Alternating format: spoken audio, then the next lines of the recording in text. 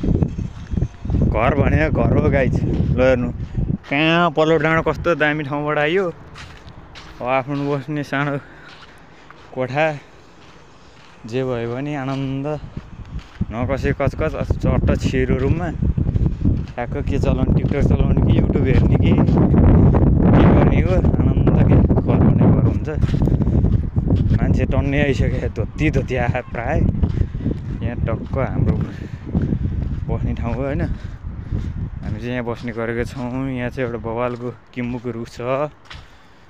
किम्बु खानु पर्ने पाक्दैन आएदेखिबाट फलेको आधी जति झरेर सकिसक्यो। कहिले पाक्ने हो कहिले खान पाउने हो बवालै छ।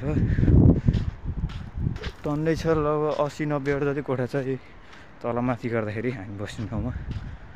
हामी चाहिँ पल्लो छेउतिर है। अब गएर खानासाना पकाउनु पर्ने हुन्छ।